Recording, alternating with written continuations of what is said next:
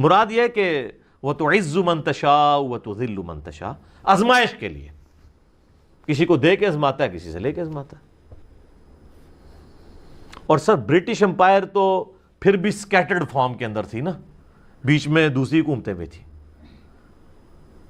رقبے کے اعتبار سے اس سے چھوٹی امپائر، لیکن انسانی تاریخ میں سب سے بڑی کانٹیگوس امپائر، متصل، کہ ایک طرف سے شروع ہوتی ہے اور دوسری طرف پہنچ جائے اور کوئی ملک نہ چھوڑا ہو، وہ تاتاریوں کی، منگولوں کی حکومت ہے۔ چائنا سے شروع ہوئے ہیں جناب وہ، اور جا کے مصر تک پہنچ گئے ہیں۔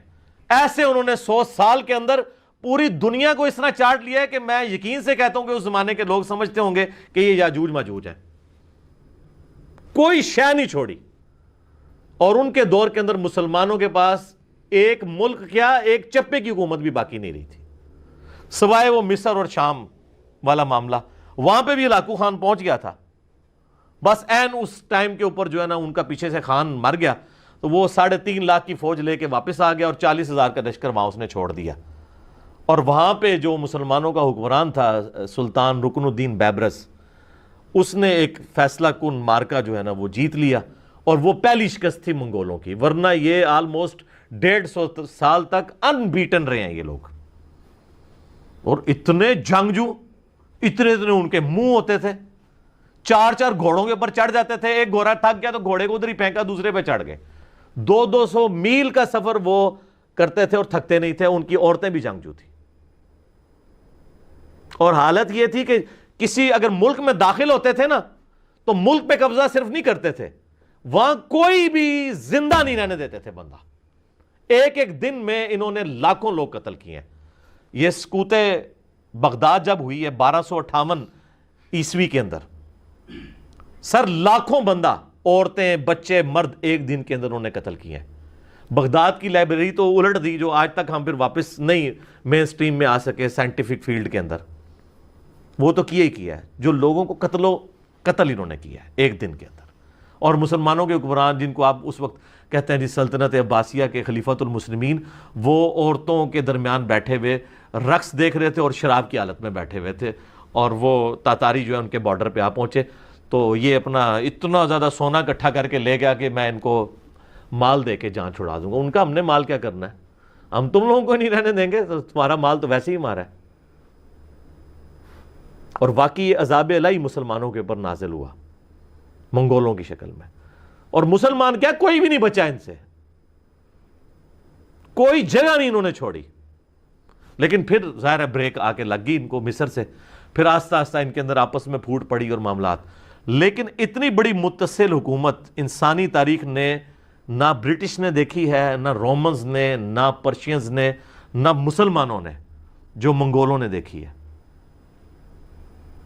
کہ پوری سمجھ لیں جو مین آپ کا یہ ہے نا ایشیا، ساؤتھ ایشیا اور یہ مڈل ایسٹ سے لے کے افریقہ کے بھی کارنر تک، ادھر سے یورپ تک، مکمل طور پہ کوئی ایک چپا بھی نہیں جو انہوں نے چھوڑا ہو۔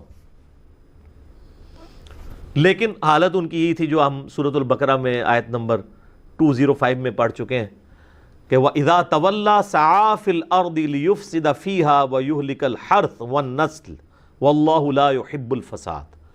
ایٹیچیوڈ یہ تھا، قتل کر دیتے تھے۔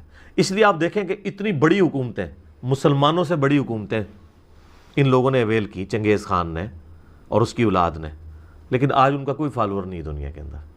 ہاں صرف آپ ایک ہسٹری کے طور پہ پڑھ لیں، آپ یوٹیوب پہ جا کے لکھیں سیکرٹ ہسٹری آف منگولز، تو آپ کو پتہ چلے گا کہ اس طرح ایک جھونپڑی میں رہنے والا شخص پوری دنیا اس نے فتح کر لی۔ سکندر اعظم تو اس کے مقابلے میں چوزا بھی نہیں تھا، جتنی بڑی اس نے سلطنت فتح کی چنگیز خان نے، لیکن اثرات کوئی نہیں چھوڑے۔ لیکن دیکھیں مسلمانوں کے پاس ایک چپا بھی زمین نہیں رہی تھی، آج دیکھ لیں پھر دوبارہ 57-58 ملک ہیں مسلمانوں کے پاس۔ لیکن یہ نہیں ہوا کہ اسلامک ریولوشن ختم ہو گئی ہو۔ اسلامک ریولوشن چونکہ کتاب اللہ یعنی وحی کی تعلیمات کے اوپر ڈیپینڈنٹ تھی، ایک بڑی شخصیت جس نے انسانیت کے اوپر اثرات چھوڑے اپنے اخلاق، کردار کی وجہ سے، یعنی محمد رسول اللہ صلی اللہ علیہ وآلہ وسلم، ہمارے ماں باپ ان پہ قربان ہو، تو اس طرح کا لیڈر تو ان ریولوشنز کے پاس تو کوئی نہیں تھا نا، جنگجو تھے۔ اور یہی چیز آپ علیہ السلام کو اور باقی جنگجوؤں کو اس میں فرق کرتی ہے کہ نبی علیہ السلام نے انسانیت پہ اثرات چھوڑے ہیں. اس لیے ہم کہتے ہیں کہ انقلاب وہ ہے جو نبی علیہ السلام نے برپا کیا ہے. آج دنیا کی ہر گلی میں آپ کو انقلاب نظر آتا ہے. 590 سے 656 تک پھر کسی کا ہاتھ نہیں ہے بنو عباس پر، ایسے ہی روتے دھوتے. تو چنگیز خان اٹھا ہے تو 610 میں، اور اس نے تباہی کا ایک ایسا ریلا اس کے ساتھ تھا، ہر چیز کو خس و خاشاک کی طرف بہا کر لے گی. 664 میں وہ مرا ہے. اس وقت اس کی عمر 73 برس، 73 سال 4 مہینے. اس نے کوئی 25 برس حکومت کی، اور اس نے چنگیزی سلطنت کو ناقابل تسخیر بنا دیا. یہ دنیا کا واحد جرنیل ہے، رات بھی بتایا تھا، جس نے شخصی طور پر تنہا سب سے زیادہ فتوحات کی ہیں. اور اس کا کوئی علم عطائی تھا جنگوں کے بارے میں، ملک گیری کے بارے میں، جہاں گیری کے بارے میں. اس کا علم عجب تھا، اس کی برق رفتاری، اس کی ذہن کی تیزی کمال درجے. قبائل کو ایسے اس نے جوڑ دیا تھا، سب ایک جھنڈے تلے مختلف قبائل جمع ہو گئے، اور دنیا کی ناقابل تسخیر طاقت بنے. اور قراقرم صحرائے گوبی میں منگولیا کے پاس ایک بڑا شہر اس نے بنایا، دارالحکومت، جو ساری دنیا کا سب سے بڑا دارالحکومت. اور ان کا بڑا نشانہ مسلمان تھے. کہ مسلمانوں سے زیادتی ہوئی تھی، جس کے بدلے میں چنگیز خان نے ان پر حملہ کیا. چنگیز خان کے مرنے پر اس کی سلطنت، اس کے 4 بیٹے تھے. بڑا جوجی تھا. جوجی کے بارے میں اسے شک تھا کہ یہ میرا بیٹا نہیں، کہ اس کی جب یہ چھوٹا سردار تھا تو اس نے بڑی شکستیں کھائیں، حتیٰ کہ اس کی بیوی اغوا ہو گئی. جب وہ واپس آئی تو حاملہ تھی، لیکن اس نے بورقائی خاتون اس کا نام تھا، اس نے ہمیشہ اس کو عزت دی اور اس بیٹے کو اپنا ہی بیٹا سمجھا. اس کا نام جوجی. 3 بیٹے اس کے سامنے پیدا ہوئے، عقدائی، چغتائی اور طولوئی.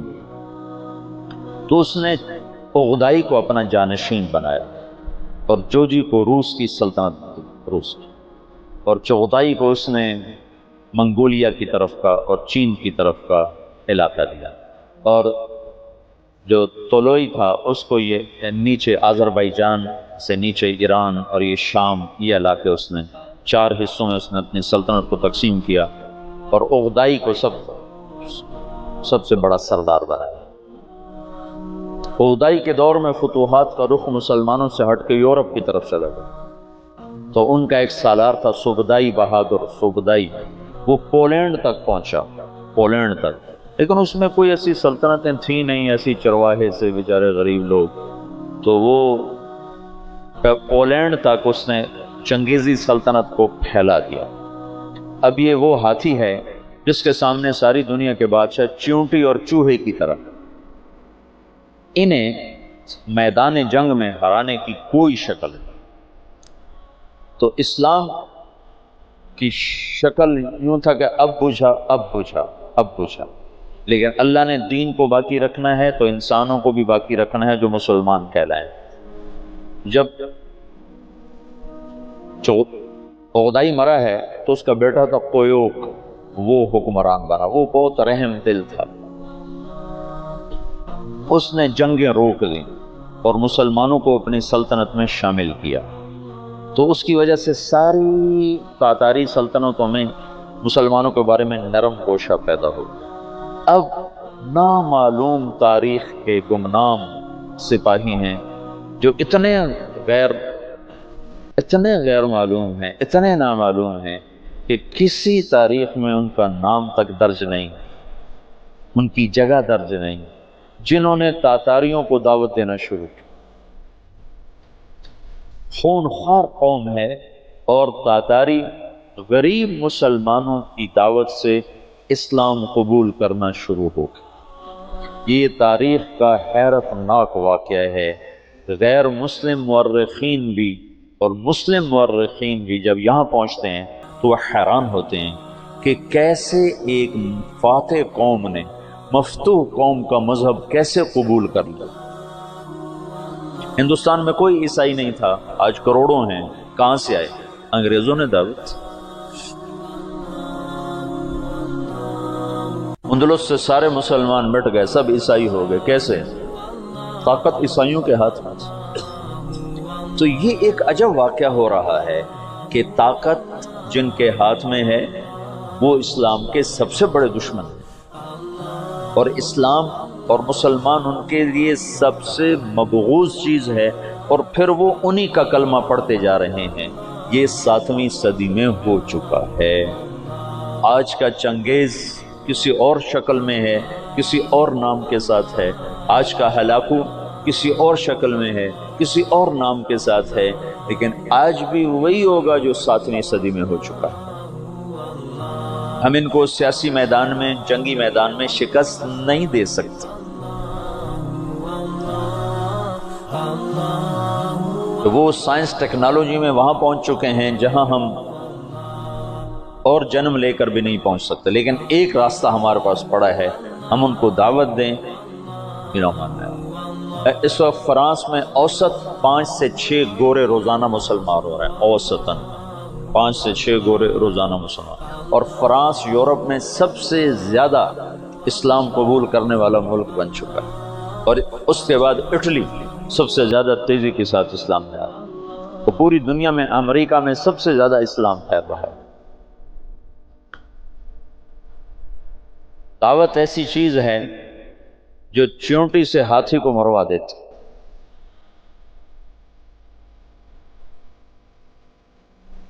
اس کی نرمی سے کچھ دل نرم ہوئے اور اسلام داخل ہونا شروع ہوا۔ تو کویوک جب مرا ہے تو اس کا بعد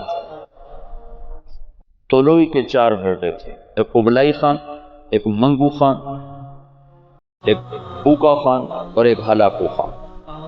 تو اس وقت جوجی کا بیٹا ایباقا وہ سب سے بڑا سردار تھا تاتاریوں میں، تو انہوں نے مشورہ کیا کہ اب ہم کس کو اپنا خاقان بنائیں، تو ایباقا نے منگو خان کے بارے میں کہا کہ اس کو اپنا خاقان بنا۔ منگو اسلام دشمن تھا، اس کے دور میں بغداد تباہ ہوا ہے۔ جب بغداد پہ حملے کا لشکر نکلا ہے تو یہ جو مسلمان دائی تھے یہ جوجی کی نسل میں اپنا کام دکھا چکے تھے، اور جوجی کا پوتا برکا خان مسلمان ہو گیا۔ ان کی دعوت پر ایک وزیر مسلمان ہوا۔ وزیر کو جب موقع ملتا برکا خان کو اسلام کے فضائل سناتا، اس کو باتیں بڑی اچھی لگتی، پھر وہ پوچھتا تمہیں یہ باتیں کون بتاتا ہے، تو پھر وہ بڑے مناسب طریقے سے کہتا کہ یہ مسلمانوں کا دین ہے، یہ مسلمان بتاتے ہیں۔ پھر اس نے کہا مجھے مسلمانوں کا کوئی وفد ملاؤ۔ پھر ایک وفد اس سے ملا، انہوں نے اسلام کی دعوت دی، اسلام کے بنیادی اصول بتائے، تو برکا خان مسلمان ہوا۔ روس آج بھی دنیا کی سب سے بڑی سلطنت ہے، اس وقت بھی روس بہت بڑی سلطنت تھا، تو جتنا روسی مغل تھا اور چنگیزی تھا وہ برکا خان کی برکت سے سارے کا سارا مسلمان ہو گیا۔ کوئی تلوار ہلاکو جس نے بغداد کو تہ تیغ کر کے رکھ دیا، 15 لاکھ آدمی ذبح کرتے۔ 658 میں پھر اس نے مصر پہ چڑھے، اس دوران حلب، شام، دمشق کو اس نے اینٹ سے اینٹ بجا دیا۔ پھر 658 میں وہ دمشق مصر کی طرف حملہ آور ہوا۔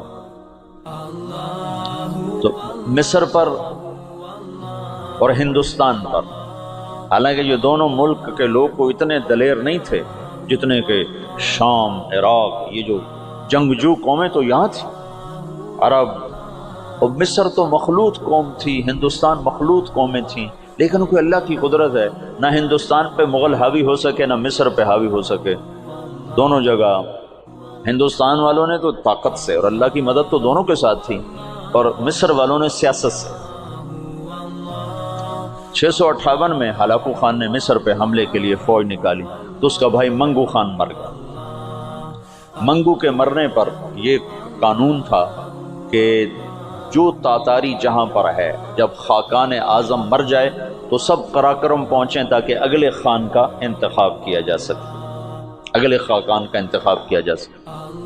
تو وہ وہاں سے نکلا، تو اس کی بیوی تھی، وہ عیسائی ہو چکی تھی، دوقوزہ، اور اس کا سالار تھا کتبوغا، وہ بھی عیسائی ہو چکا تھا. وہ مسلمانوں پر بہت ظلم اٹھاتے تھے، بہت ظلم اٹھاتے تھے. اور ان دونوں نے بڑی کوشش کی کہ ہلاکو خان عیسائی ہو جائے، لیکن وہ عیسائی نہیں ہوا. تو انہوں نے اس کی منت کی کہ تم واپس نہ جاؤ، مصر کو فتح کر لو.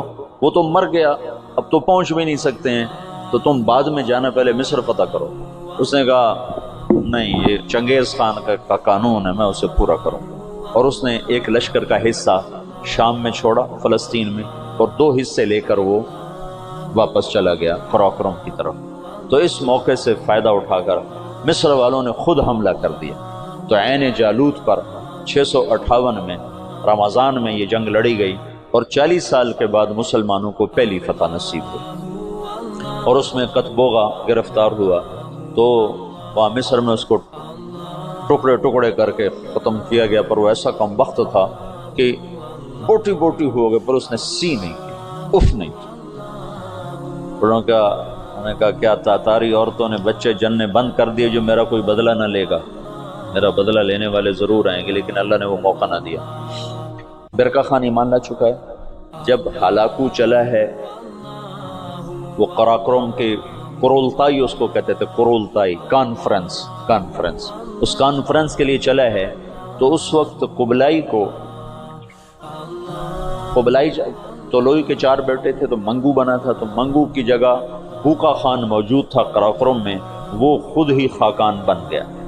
تو قبلائی کو پتہ چلا، تو وہ پھر فوج لے کر آیا، اور اس نے اپنے بھائی کے ساتھ پہلی دفعہ تاتاری آپس میں لڑنا شروع ہوئے، اور ان کی ہیبت میں کمی آئی، اور قبلائی خان نے بوقا کو شکست دی اور قراقرم پہ قبضہ کیا. پھر ان بھائیوں میں آپس میں بہت لڑائیاں ہوتی رہیں تخت کے لیے.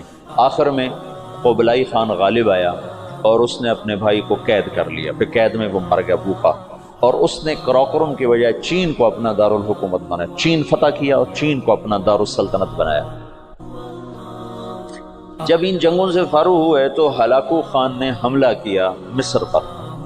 تو برقع خان کو خط لکھا رکن الدین بیبرس نے کہ تم ہماری مدد کرو، تم بھی مسلمان ہو، ہم بھی مسلمان. تو پھر برقع خان نے ہلاکو کو خط لکھا کہ تم مسلمانوں پہ حملہ نہ کرو ورنہ میں تم پہ حملہ کروں. تو ہلاکو نے اسے خط لکھا کہ تم نے چنگیز کا قانون نہیں پڑھا کہ تاتاری آپس میں نہیں ٹکرایا کرتے. تو اس نے اس کو جواب دیا کہ وہ بھی کافر تھا، تو بھی کافر ہے، تو حملہ کرے گا میں تیرے اوپر حملہ کروں. جب وہ مصر پہ حملہ آور ہوا تو برقع خان ہلاکو پہ حملہ آور ہوا، تو اس نے ہلاکو کو شکست دی، اور مصر اس تسلط سے نکل گیا. پھر ان دونوں بھائیوں کی، چچا زاد بھائیوں کے آپس میں لڑائیاں ہوئیں، جس میں ہلاکو کو آخر میں شکست ہوئی، اور اس غم سے وہ بھی 42 سال کی عمر میں فالج کے مرض سے مر گیا. اس کا پوتا ہلاکو کا پوتا نکودار اس کا نام تھا. پہلے وہ عیسائی ہوا، عیسائی، اور اس نے اپنا نام نکودار رکھا. یہ نکودار خاقانی نام نہیں ہے، لیکن بعد میں اللہ نے اس کو اسلام کی دولت دی تو مسلمان ہو کر اس نے نام احمد خان رکھا. ہلاکو کی نسل میں اسلام داخل ہو گیا. کوئی تلوار نہیں چلی. کون گمنام تھے جنہوں نے ان کو دعوت دی؟ تبلیغ کی طاقت بتا رہا ہوں. یہ جو جوشیلے لوگ ہیں نا تحریکوں، ایک تبلیغ سے کیا ہوگا، صرف تبلیغ سے کیا ہوگا، نری تبلیغ سے کیا ہوگا، نرے بستر اٹھانے سے کیا ہوگا. یہ بتا رہا ہوں کہ نری تبلیغ سے کیا ہوا. 7ویں صدی کے چنگیز کلمہ پڑھ گئے، آج کے چنگیز بھی کلمہ پڑھیں گے. سب سے بڑا الزام میرے اوپر بریلوی دیوبندی اہل حدیث شیعہ نے یہ لگایا یہ قادیانی ہے. صرف میرے نام کے ساتھ مرزا آتا تھا. تو جب میں بریلوی تھا اس وقت بھی مرزا تھا. اور پاکستان میں سب سے زیادہ ہے ہی مغل برادری ہے. جو مردم شماری ہوئی ہے نا، پہلے نمبر پہ جو آبادی ہے نا 4.5-5 کروڑ، وہ مغل ہیں. اس کے بعد دوسرے خاندان ہیں. تو وہ سارے قادیانی ہیں کیا؟ صرف نام کی وجہ سے؟ تو اس طریقے سے انہوں نے کیا. تو مجھے موقع مل گیا، میں نے اپنے معاملات کلیئر کیے. پھر میں نے صرف یہ نہیں بتایا کہ میں قادیانی نہیں ہوں، میں نے یہ بتایا کہ یہ جو مجھے قادیانی کہہ رہے ہیں نا، ان کا ایک ابا تھا جو اشرف علی تھانوی رسول اللہ کو انڈورس کر کے گیا ہوا ہے، اور دوسروں کے ابے نے چشتی رسول اللہ پڑھوایا ہوا ہے. تو کیسے بازی الٹ دی. تو ہماری اسٹریٹجی میں سب سے بڑی کامیابی یہ ہے کہ ہم نے ان کو للکارا ہے. ڈیفینسو موڈ میں کبھی نہیں گیا. اگر انہوں نے ایک بات کی ہے نا، میں نے 10 باتیں کی ہیں. اسی لیے میں غامدی صاحب کی طرح باہر نہیں بیٹھا ہوا. غامدی صاحب والی ان کو گفتگو نہیں سمجھ آتی، وہ شریف بندوں کے لیے ہوتی ہے. ان بدماشوں کے ساتھ آپ نے ٹیکل ایسے کرنا ہے کہ ایک کرے 10 سنائیں ان کو، لیکن 10 جھوٹی نہیں، دلائل کے ساتھ لمحہ پالو انہوں نے علمی طور پہ. پھر یہ ڈیفینسو موڈ میں کہتا ہوں نہ چھیڑو، وہ تو پتہ ہے پھر چھڑتا نہیں ہے. آپ کو تو تجربہ ہے نا کہ علماء کتنے ڈرتے ہیں مجھ سے. ان کو پتہ ہے ایک بات کی نا تو یہ 4 سنائے گا. مرڈر اٹیمپٹ ہوئی، اس کے بعد مین میڈیا میں ساری چیزیں آ گئیں، تو یہ چیزیں تو پھیلی نا، اس کا مجھے کوئی نقصان تو نہیں ہوا، فائدہ ہوا ہے. اور یہ سمجھتے تھے کہ یہ ایکٹیویٹی کروا کے نا تو مجھے بزدل کریں گے. میری طبیعت بالکل ڈیفرنٹ ہے. مجھے کوئی بندہ چھیڑتا ہے نا میں اس کو چھوڑتا نہیں ہوں، چاہے جو مرضی ہو جائے. ہم منگولوں کی اولاد ہیں، ان کو پتہ نہیں ہے منگولاں دے ہاتھ لگے نے تو آڈے سارے بابے منگولاں نے وڈے ہوئے نے، جتنے اولیاء اللہ نے، جدوں وہ کافر سن، اور انہوں منگول مسلمان ہو جان تو ان بھی بابے انہوں نے ہی وڈنے نے علمی طور پہ. تو ایک میری سرشت میں ہے، میری نیچر کے اندر ہے. جیسے پٹھانوں کو نہیں آپ نے دیکھا، جب لڑتے ہیں تو لگتا ہے یہ اگلے کو مار دیں گے خود مریں گے. یہ میری نیچر ہے علمی طور پہ. میں فزیکلی جنگ نہیں لڑتا. علمی میرے اعصاب اتنے مضبوط ہیں کہ یہ زمین و آسمان کے سارے مولوی مل کے مرے ہوئے زندہ سامنے آ جائیں اللہ کے فضل سے. میں جو قرآن و سنت میں بلیو رکھنے والا ہوں نا، مجھے یہ متزلزل نہیں کر سکتے. میں ان کی ایک ایک بات کا جواب دوں گا اللہ کے فضل سے. اور آپ کو نظر آئے کہ کیسا میں ان کے اعصاب کے اوپر سوار ہوا ہوں. تو یہ جو ایکٹیویٹیز پرفارم کرتے ہیں نا، اس سے میں ڈیفینسو موڈ میں نہیں جاتا بلکہ مزید اوفینسو ہوتا ہوں. تو اس کی وجہ سے پھر دعوت کو اور ٹریگر ہوتا ہے. یہ جتنے الزامات لگاتے ہیں، یہ سمجھتے ہیں الزام لگائیں گے تو یہ ڈر جائے گا. ٹرینڈ چلایا نا انہوں نے میرے خلاف محرم میں، ٹرینڈ الٹا پڑ گیا. ٹرینڈ میں آپ جائیں 90% میرے حق میں لوگوں نے ویڈیو چڑھائی ہوئی ہیں، حدیثیں. اگر 4 بندوں کو نہیں پتا تھا ان کے ماموں نے کیا کیا ہے تو اب حدیثوں کی وجہ سے سب کو پتا چل گیا. ساروں نے کہا یار صحیح تو کہہ رہے ہیں، اس نے کون سی اپنی بات کی ہے. میں فرنٹ سے آ کے بات کرتا ہوں کہ یہ بات کی ہے، اچھا آ جاؤ اب دیکھو پھر یہ بات کس کس نے کی ہوئی ہے، آؤ فتوا لگاؤ. فوراً ڈر جاتے ہیں یہ. اب اس طرح کی باتیں اگلے لوگوں کے دماغ میں کیوں نہیں آتی تھی؟ وہ اس لیے نہیں آتی تھی کہ اس کے بعد پھانسیاں، کوڑے اور جیلیں ہوتی تھی. ہر زمانے میں ایسے لوگ اٹھے ہیں لیکن انہیں حکمران دبا دیتے تھے، کیونکہ حکمران سارے بیٹھتے ہی مزاروں کے اوپر تھے، بابوں کے ذریعے دنیا کے اوپر حکومت کرتے تھے. اس لیے آپ دیکھیں نا، وہ جب بھی کسی حکمران کا ذکر آئے گا نا، ساتھ ایک صوفی بزرگ کا بھی ذکر کر دیں گے. وہ دیکھیں نا، وہ سات چیزیں جڑی ہوئی ہیں. لیکن یہ پتہ نہیں ہے کہ صوفی سارے منگولوں نے ختم کیے ہیں. اوتھے کو صوفی کام نہیں آیا. جدو منگول چڑھے نا، وہ اللہ کا عذاب بن کے نازل ہوئے نا ان کے اوپر. اور یہ اللہ کا عذاب اتنا سخت ہوتا ہے کہ اس میں کوئی بزرگ بابا کام نہیں آتا. حتیٰ کہ اللہ تعالیٰ جو عذاب مسلط کرنے والے کافر ہیں نا، انہیں اپنی طرف منسوب کر لیتا ہے.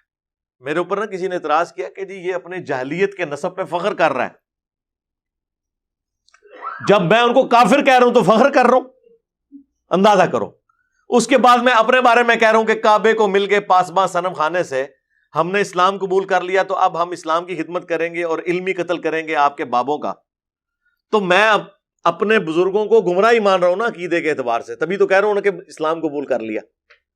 میں نے ان کی بہادری کی پلس اللہ کی طرف سے عذاب بن کے جو مسلط ہوئے مسلمانوں پہ، اس کے حوالے سے میں نے بتایا تھا مسلمانوں کے کرتوتوں کی وجہ سے. اور سیم الفاظ اللہ تعالیٰ نے قرآن میں استعمال کیے ہیں کافروں کے بارے میں. سورہ بنی اسرائیل جو ہے نا، پارہ نمبر 15، اس کے سٹارٹ میں سابقہ امت مسلمہ بنی اسرائیل، جس میں ہزاروں پیغمبر آئے، 3 کتابیں آئیں، تورات، زبور، انجیل. اس کے حوالے سے اللہ تعالیٰ سٹارٹ ہی میں سورہ بنی اسرائیل، سورت نمبر 17، جسے سورہ الاسراء بھی کہتے ہیں، اللہ تعالیٰ جب ان کے اوپر کافروں کے عذاب کا ذکر کرتا ہے نا، تو اللہ تعالیٰ فرماتا ہے کہ ہم نے بنی اسرائیل کی تقدیر میں یہ چیز لکھ دی تھی کہ 2 عروج ان پہ آئیں گے اور 2 زوال آئیں گے ان کے اپنے کرتوتوں کی وجہ سے. تو پہلا عروج جب انہیں ملا، اس کے بعد جب ان کے اوپر زوال آیا، اس زوال کا ذکر اللہ تعالیٰ فرما رہا ہے جو اللہ تعالیٰ نے رومنز کے ذریعے پٹوائی کروائی ان کی.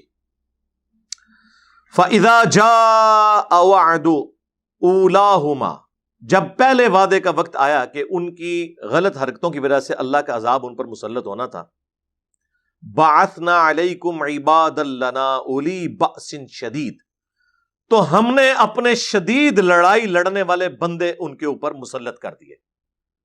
تو یہ جو یہ مسلط ہوئے تھے، یہ کوئی صوفی بزرگ مسلط نہیں ہوئے تھے، رومنز، کافر، بت پرستوں کو اللہ نے کہا ہمارے بندے مسلط ہوئے. کس کے اوپر؟ مسلمانوں کے اوپر. تو سرکار جب منگول مسلط ہوئے تھے نا مسلمانوں پہ ان کی حرکتوں کے سبب، وہ اللہ کے بندے بن کے مسلط ہوئے تھے، کیونکہ اللہ کے عذاب کی ایگزیکیوشن کبھی فرشتوں کے ذریعے ہوتی ہے، کبھی چنگھاڑ کے ذریعے، کبھی طوفان کے ذریعے، کبھی آسمان سے پتھروں کی بارش کے ذریعے، اور کبھی کافروں کے ہاتھوں پٹوائی کروا کے. تو اللہ نے کہا کہ ہم نے اپنے لڑائی لڑنے والے بندے ان پر مسلط کر دیے. فجاسو خلال الدیار، تو وہ پھر داخل ہو گئے بیت المقدس کے اندر، ان کے شہروں کے اندر. وکان وعدا مفعولا، اور اللہ تعالیٰ نے جو وعدہ کیا تھا وہ پورا ہو گیا. پھر اللہ تعالیٰ نے کہا ہم نے تمہیں جو ہے دوبارہ سے تمہاری باری لوٹائی. اور پھر جا کے جب دوسرے کا ذکر آیا، فَإِذَا جَاءَ وَعْدُ الْآخِرَةِ لِيَسُوءُوا وُجُوهَكُمْ، جب دوسرے وعدے کا وقت آیا کہ دوسری بار جب تم لوگ حق کا راستہ چھوڑ کر باطل کے راستے پہ آئے، تو پھر جب ہم نے ان کو مسلط کیا تو وہ ہم نے تم پر مسلط کیے کہ تمہارے چہروں کو بگاڑ دیں. وَلِيَدْخُلُوا الْمَسْجِدَ كَمَا دَخَلُوهُ أَوَّلَ مَرَّةٍ، اور وہ اس مسجد اقصیٰ میں، یروشلم میں، ایلیا میں، بیت المقدس میں اسی طریقے سے داخل ہوں جس طرح پہلی دفعہ داخل ہوئے تھے. وَلِيُتَبِّرُوا مَا عَلَوْا تَتْبِيرًا، اور جو چیز پھر ان کے سامنے آئے نا تیس نیس کر کے رکھ دیں. تو یہ اللہ تعالیٰ نے ان پر مسلط کیے. اور مسلمانوں پہ بھی یہ دو عذاب آئے ہیں. پہلا منگولز کی جانب سے آیا، اور دوسرا آیا پھر کلونین پاورز کی طرف سے. مسلمان بھی یہ دو عذاب بھگت چکے ہیں. سیم وہی ریپلیکا اس امت میں ہوا ہے. تو میں نے اس کانٹیکسٹ میں یہ بات کی تھی. تو وہ خیر ان کو تو پتا ہوتا ہے، ہم نے کیوں فخر کرنا ہے میرے بھائی. ہم نے تو جو اپنے اس فرقے میں لائف گزاری ہے اس کی بھی جو پازیٹیو چیزیں ان کو ہائی لائٹ کرتے ہیں، باوجود اس کے کہ ہم اس فرقے کو اس وقت گمراہی کا پیشوا سمجھتے ہیں، اس کے باوجود جو اچھی چیز ہے اس کی تعریف کرتے ہیں. کسی کی اچھی چیز کی تعریف کرنے کا مطلب یہ نہیں ہوتا کہ آپ اپنے آپ کو اس کے ساتھ فخریہ منسوب کر رہے ہیں. ورنہ تو قرآن نے پھر 2 دفعہ کافروں کو اللہ نے اپنے ساتھ منسوب کیا ہے کہ ہم نے اپنے بندے مسلط کیے ان کے اوپر کہ ان کے چہرے بگاڑے اور مسجد میں داخل ہو جائیں، اینٹ سے اینٹ بجا کے رکھتے ہیں. 6 لاکھ یہودی ایک دن میں قتل ہوئے تھے. جی ہاں، اور 6 لاکھ کو وہ قیدی بنا کے لے گیا تھا نیبوکڈ نظر. اس کے بعد جب ٹائٹس نے حملہ کیا رومنز کی طرف سے آیا، اس نے بھی ان کا پھر کچھ نہیں چھوڑا. ایک دیوار چھوڑی تھی جو آج تک وہ ویلنگ وار جس کے سامنے وہ گریا کرتے ہیں، دیواریں گریا، یہ ٹائٹس نے برباد کی ہے. دوبارہ بنا نہیں سکے ٹیمپل آف سلیمان، وہ ہیکل سلیمانی. یہ وہی اللہ کے بندے مسلط ہوئے تھے جو کافر تھے، مسلمانوں پہ مسلط ہوئے مسلمانوں کے کرتوتوں کی وجہ سے. تو منگول جو مسلمانوں پہ مسلط ہوئے نا ان کے کرتوتوں کی وجہ سے ہوئے تھے نا. عیاشیاں عروج پہ، بدماشیاں عروج کے اوپر. کہتے ہیں جی وہ بغداد کی اینٹ سے اینٹ بجا دی. تو بغداد میں کون سا بیٹھ کے وہاں پہ محفل میلاد ہو رہی تھی؟ ہاں، آپ کے حکمران سارے مجرے کروانے والے، دین سے برگشتہ، انسانیت کا استحصال کرنے والے. تو پھر اللہ تعالیٰ نے ان کے اوپر مسلط کر دیے نا منگول. آپ دیکھیں کتنی عجیب اینالوجی ہے. بنی اسرائیل کے اوپر بھی جو 2 اس طریقے سے معاملات مسلط ہوئے، ان میں سے پہلا جو تھا وہ نیبوکڈ نظر کی طرف سے تھا، وہ مشرق سے گیا تھا، اور دوسرا ٹائٹس کی طرف سے تھا جو رومنز کی طرف سے تھا. یعنی وہ آج کی آپ سمجھ لیں گریٹ برٹن جس طرح بعد میں. اور مسلمانوں میں بھی اسی ترتیب سے عذاب آیا. پہلا عذاب منگولوں کی طرف سے، منگول بھی مشرق سے مسلط ہوئے، یہ یہاں سے چائنا والی سائڈ سے گئے تھے. اور دوسرا عذاب مسلمانوں پہ بھی مغرب کی جانب سے آیا، کلونین پاورز کا. اس پہ ڈاکٹر اسرار صاحب نے نا بڑی تفصیلی ویڈیو ریکارڈ کروائی ہے. مسلمانوں کا ماضی، حال اور مستقبل، جو انڈیا میں انہوں نے 2004 میں لیکچر دیے تھے نا، اس میں انہوں نے یہ ساری باتیں کی ہوئی ہیں، اسی طریقے سے کی ہوئی ہیں، لیکن سرکار ڈاکٹر سرار صاحب کی وجہ سے کسی بریلوی دیوبندی اہل حدیث کو فرق نہیں نہ پڑتا. ہاں، کیونکہ وہ اگر بریلوی ہے تو اچھا بریلوی رہے گا، اگر دیوبندی ہے تو اچھا دیوبندی رہے گا، اور اگر تارج میر صاحب کے لیکچر سن رہا ہے تو پھر تو اس سے بھی آگے کی بات ہے کہ ایک ہندو ہے تو اچھا ہندو ہی رہے گا. ہاں ہاں، عقیدے میں کوئی فرق نہیں پڑے گا، بس ایک سننے کا ٹیسٹ ہے، وہ اویل کریں گے. لیکن انجینئر صاحب کی وجہ سے تو ان کی امپائرز اکھڑ گئی نا، ان کے اوپر عذاب الہی بن گیا نا، کہ ان کو فرق اس وقت پڑتا ہے جب ان کو لوگ چھوڑ دیں. اس لیے وہ ساری باتیں جو دوسرے کرتے ہیں کوئی فرق نہیں پڑتا، جب ہم کرتے ہیں تو وہ ان کے اوپر عذاب کا کوڑا بن کے نازل ہوتی ہے. تو میں اس پروپیگنڈے سے کبھی گھبراتا نہیں ہوں. میں نے ان کو کہا کہ جتنا مجھے چھیڑیں گے، آپ کی کامیابی صرف اس صورت میں ہے کہ اگر آپ کے مسلک کا جنازہ آندہ 30 سالوں میں نکلنا ہے نا، تو مجھے چھیڑنا چھوڑ دیں تو یہ 35 سال میں نکلے گا. لیکن اگر مجھے چھیڑیں گے نا تو یہ 30 سے 10 ہی رہ جائیں گے پھر پیچھے، کیونکہ میں تو پھر اس طرح ہی ریئیکٹ کروں گا. آپ کو پتہ ہے جب بھی کوئی بات کرتے ہیں تو پھر میں کہنا آواں پھر میں دساں. ہاں، میں کوئی غامدی صاحب کی طرح نہیں ہوں کہ میں ملک چھوڑ کے تو دوسری جگہ جا کے بیٹھ جاؤں گا اور ان ٹاپکس کو ایڈریس کرنا چھوڑ دوں گا. نہیں، آپ جتنا چھیڑیں گے، کیونکہ میں نے تو طے کر دیا کہ میں 302 چلتی پھرتی. ظاہر ہے جب میں نے اپنے لیے طے کر لیا تو پھر تو جتنا بھی اللہ مجھے وقت دے گا تو میں تہاڈی منجی ٹھوک کے جانا ہے. ایسے نہیں رکھو، ویسے تو ٹھوک دیتی ہے اللہ کے فضل. ٹھیک ہے جی. ہے تانگ لگی دل نو سرکار بلاون گے، ہے تانگ لگی دل نو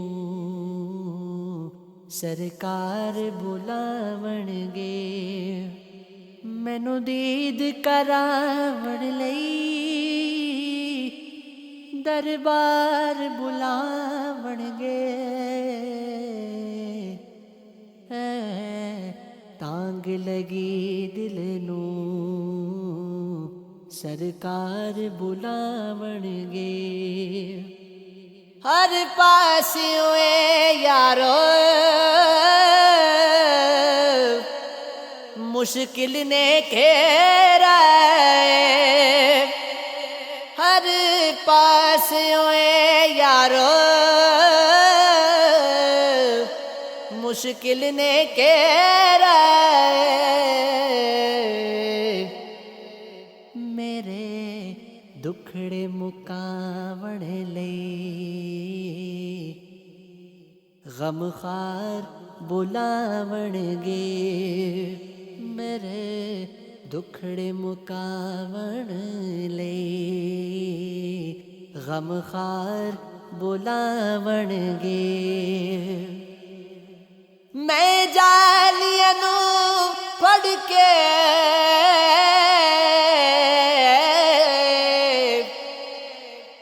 نعتاں سنا